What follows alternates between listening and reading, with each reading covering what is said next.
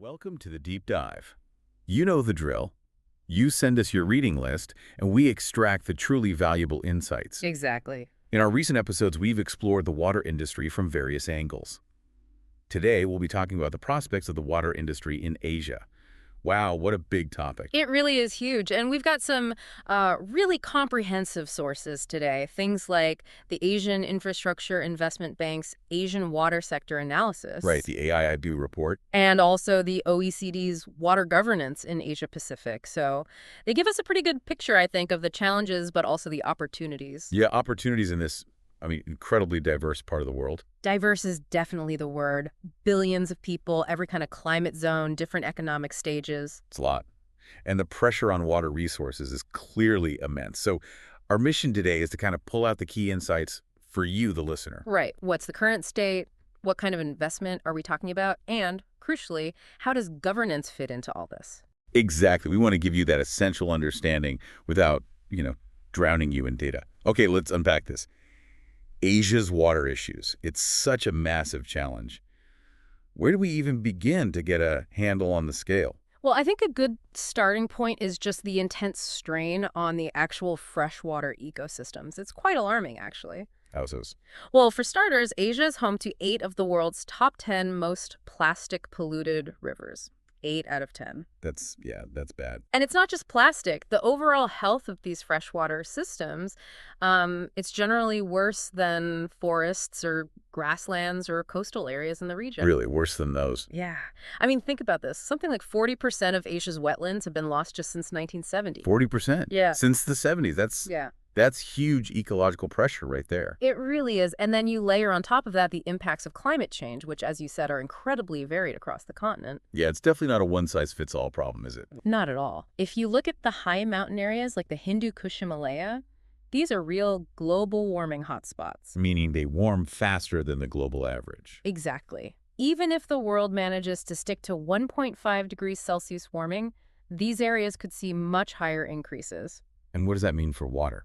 Well, initially you get more glacial melt, more water flowing down, but then long-term it leads to really unpredictable water availability. Which affects? Oh, huge numbers. Nearly 2 billion people depend on the water flowing from these mountains across 10 major river basins. It impacts water, energy, food security, everything. Okay, so that's the mountain's initial melt, then potential scarcity. Mm-hmm. What about the other extreme, the coastal areas? Right, completely different set of risks there. Primarily sea level rise. How much are we talking?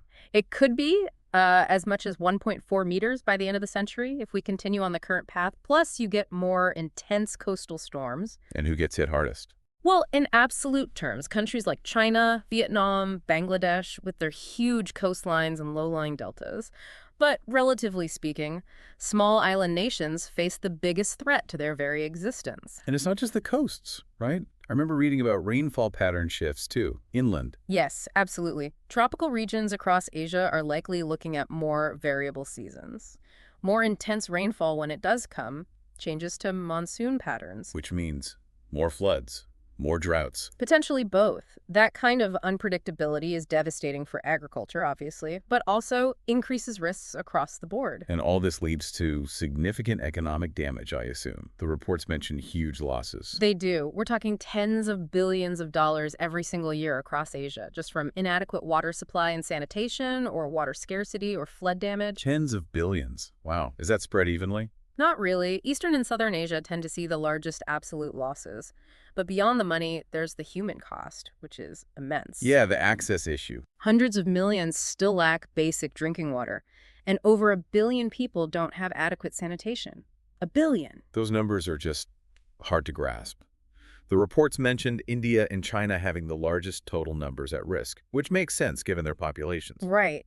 But what's also striking is that proportionally, countries like Myanmar, Pakistan, Papua New Guinea, Vietnam, they have the highest percentage of their populations facing these risks. That's a really important distinction. It shows how widespread the problem is. Exactly. It hits everywhere. And another layer of complexity is that water doesn't respect borders. The transboundary issue. Shared rivers. Precisely. You've got major international rivers like the Mekong, the Ganges-Brahmaputra Meghna system, the Indus, the Kabul, the rivers in Central Asia like Sardaria and Amu Darya. So cooperation is key. Absolutely essential. The AIIB analysis really stresses this. Cooperating on developing and managing these shared basins brings far greater benefits for everyone involved compared to each country just doing its own thing. That makes total sense. Okay, so we've sketched out this huge regional picture. The pressures, the climate impacts, the human cost, the transboundary nature. Let's maybe drill down into some specific sectors now. Where should we start?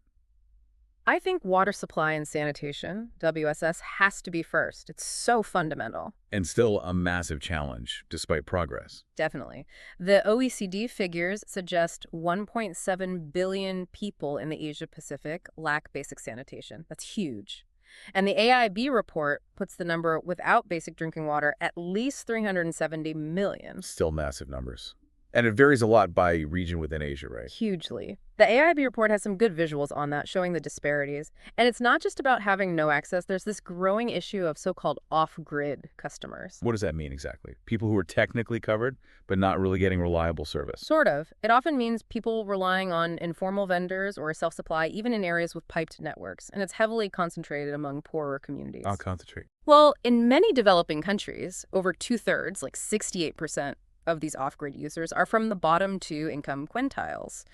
We see high percentages in places like Vietnam, Thailand, Cambodia, Bangladesh. So inequality is a big factor. And what about the actual water utilities, the providers? Are they struggling? Often, yes. Many face technical inefficiencies, low service quality, weak governance structures, and just generally poor financial performance. Why is that? It's a mix of things, often limited incentives for them to perform well. Tariffs might be kept low for political reasons, which means they can't cover costs, stuff like that. It makes it hard for them to operate effectively or invest. But the AIIB report mentioned there are opportunities, like reducing non-revenue water. Exactly. Non-revenue water, that's water lost through leaks, theft, inaccurate metering before it ever gets billed. Right. Reducing that loss is a huge opportunity. It improves the supply, it improves pressure for users, and crucially, it improves the utility's bottom line.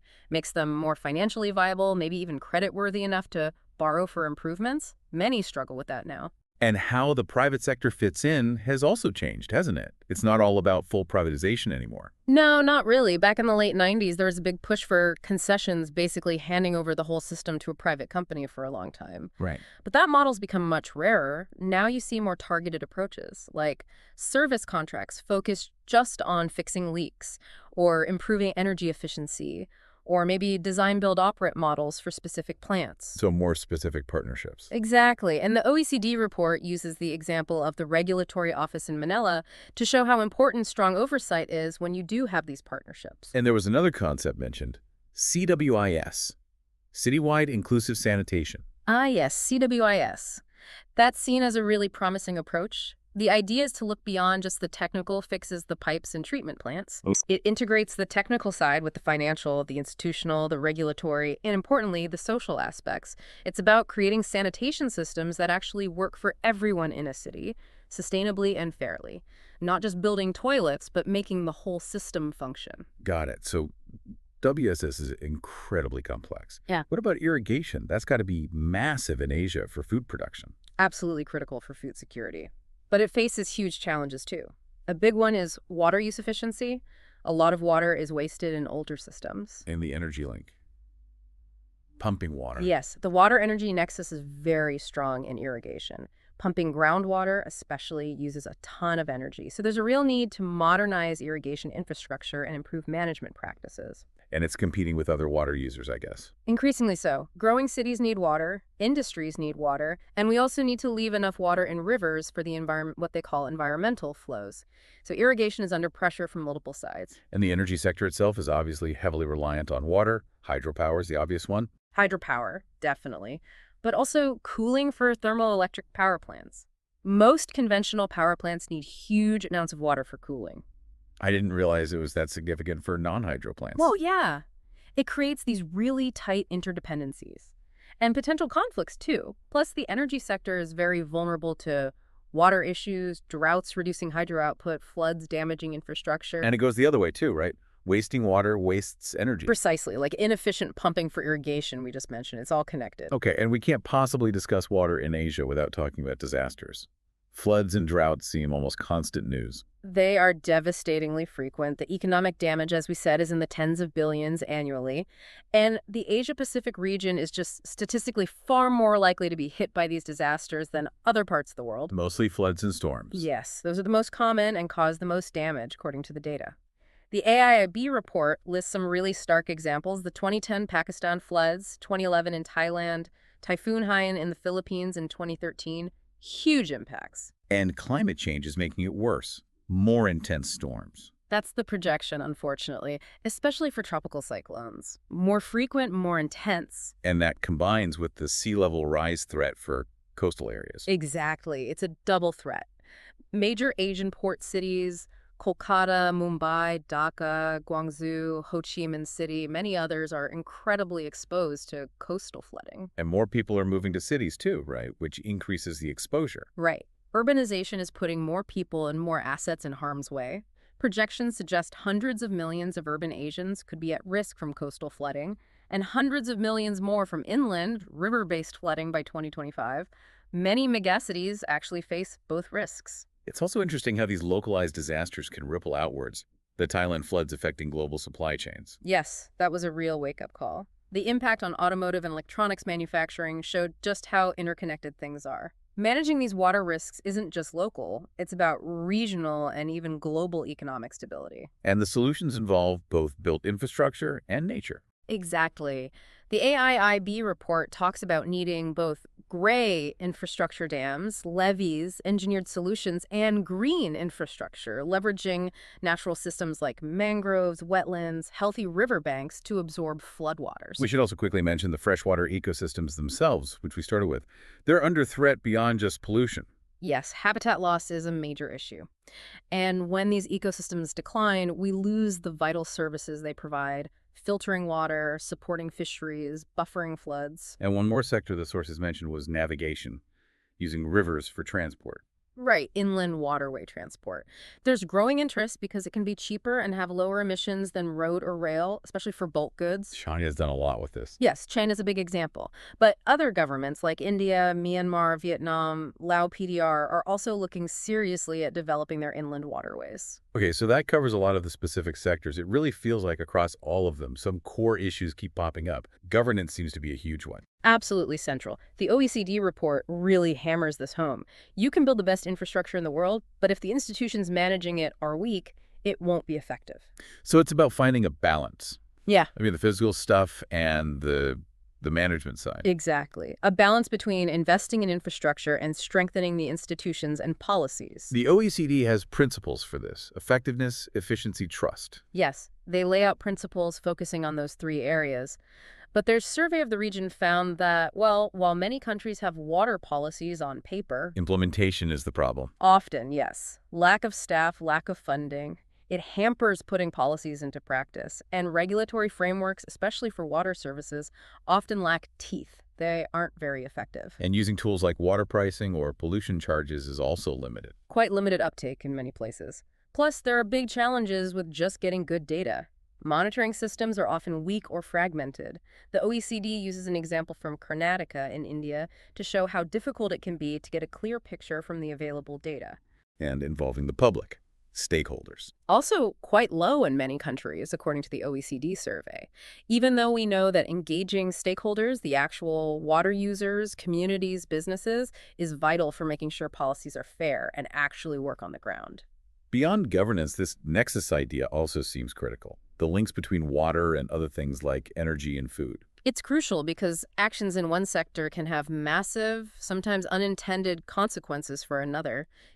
Building a dam for hydropower might impact downstream agriculture or fisheries.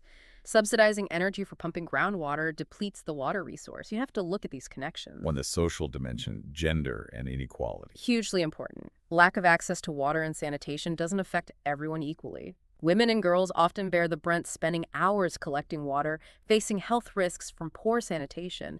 Any effective strategy has to address these inequalities. And finally, resilience. Building things that can withstand shocks. Yes, especially with climate change increasing uncertainty.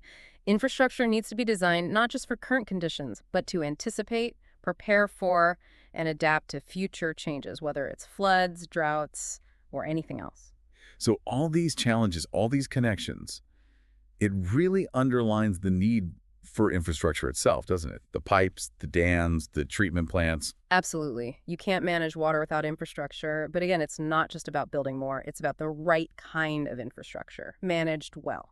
And balancing that with better management practices. Exactly. The AIIB analysis highlights this balance. And it notes the diversity. Different types of water infrastructure need different financing, different sustainability approaches. Like multi-purpose dams becoming more important. Yes, because they can serve multiple needs. Water storage, flood control, hydropower, which is valuable when water availability is uncertain and demands are competing. And integrating modern tech, ICT, into managing all this infrastructure is also key for efficiency. And the economics differ quite a bit between types of infrastructure. Right. Water supply systems, for instance, have a clearer path to generating revenue through user fees, although that's often politically difficult. Flood protection, on the other hand, is more of a public good, usually reliant on public funds. But even the revenue-generating ones often need public money to get started. Typically, yes. Public finance is usually the foundation, especially for initial investment. Then, potentially, you can bring in private sector participation for projects that look financially viable on their own. Which brings us to the big question. Investment. What's the current picture and what's actually needed?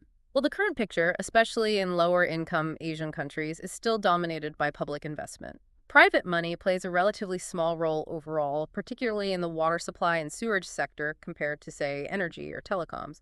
It's also quite limited in smaller economies. Okay, but the needs are astronomical, right? The figures in the AIIB report were pretty eye-watering. They really are. The estimated range is somewhere between 120 billion and 330 billion US dollars per year until 2030. Per year. Wow. Right.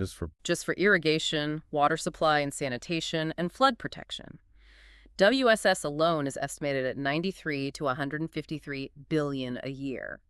Flood protection needs are also massive, though the exact amount depends on how much risk reduction countries aim for. Irrigation adds another 30 to 64 billion annually. And that's not even counting hydropower. Nope. Hydropower needs are separate and also run into the hundreds of billions over the next decade or so. Well, and looking at it country by country, China and India obviously have the biggest absolute costs. Yes, just due to their size. But as a percentage of GDP, it's often the smaller economies that face a much heavier burden to meet these needs. That makes sense. So current spending is way below what's needed. Considerably below, which means there needs to be a big shift. Not just more money, but also different types of financing. How so? What kind of shifts? Well, the sector needs to gradually become less reliant solely on government budgets and traditional aid. There needs to be a move towards attracting more commercial finance. Like loans from regular banks, investment funds. Exactly. And using concessional finance, the cheaper loans or grants more strategically to kind of buy down the risk or fill viability gaps to attract that commercial money. Blended finance is the term often used. Mixing public or concessional funds with private investment. Right. And other sources are emerging too. Things like green bonds, specifically issued to fund environmentally beneficial projects, and climate funds, the Green Climate Fund, the Adaptation Fund, maybe even mechanisms like the Clean Development Mechanism, though that's evolved. So the potential sources are there, but getting the money flowing is the challenge. And that's the crux of it. Water projects, especially things like flood control or basic rural supply, often don't generate obvious, reliable revenue streams that commercial investors look for. And the water agencies themselves might not be set up to deal with private finance. That's often true. They may lack the corporate structure or the financial management skills needed, and domestic banks in many countries are still quite wary of lending to the water sector. They see it as risky, maybe too political. So even smaller projects that could offer good returns struggle to get financing. Yeah, it can be a real bottleneck. Okay, looking back at all this, the AIIB report wraps up with some lessons learned from decades of water infrastructure development. What are the key takeaways for you? I think the absolute necessity of strengthening institutions and policies stands out. It has to happen alongside building the physical infrastructure. You can't neglect one for the other. In building capacity, Yeah. skills. Crucial at all levels, national, local, utility level. And then there's financial sustainability. Finding ways to cover costs is essential. Appropriate tariffs are part of that, where feasible and fair. But that's often tricky. Very tricky Yeah. politically. So you also need other sources for the infrastructure that doesn't pay for itself through fees. And understanding the risks and rewards from an investor's perspective is key to actually attracting investment. Risk-sharing mechanisms can help bridge that gap. Being better prepared with actual projects. Yes. Better long-term planning to develop bankable projects, projects that are well-structured enough to attract finance. Things called project preparation facilities can really help smaller countries or utilities get projects ready for investment. What about the role of PPPs, public-private partnerships? The thinking seems to have evolved there too. It has. The early hype about mobilizing vast sums of private finance through PPPs hasn't always panned out. They can be very good at bringing in operational efficiency. But maybe not always the best way to raise the actual capital. Right. So now, as we mentioned, you see more targeted service contracts. The key lesson is that PPPs aren't an end in themselves. They're just one potential tool in the toolbox, part of a broader strategy. And involving stakeholders is critical throughout. Absolutely vital. Engaging communities, users, everyone affected right from the planning stage helps ensure projects meet real needs and avoids conflicts down the line. And finally, just creating better incentives within the whole water sector for utilities and agencies to perform better, both financially and technically. That drives overall improvement. Wow. We've covered a massive amount of ground today. From the sheer scale of the challenges in Asia's water sector, the environmental pressures, the climate impacts, the access gaps. Right. Through to the different subsectors, the governance complexities, the nexus issues. And then the absolutely enormous investment needed, the financing challenges, and these hard-won lessons learned. It's definitely a complex and rapidly changing landscape. It really is. And thinking about how deeply interconnected everything is, water, energy, food, climate, the economy, people's lives across this vast continent, it really makes you pause. Yeah. Which maybe leads to a final thought for you, our listener, to ponder. Given all these interconnections, if you had to pick just one single policy change across Asia, what do you think would have the most powerful, far-reaching positive impact on the region's overall water security? It's a tough one. Definitely something to chew on. Some really thought-provoking ideas there. Thanks so much for taking this deep dive with us today. Thanks for tuning in. Today's deep dive covered a lot, but we hope you enjoyed listening.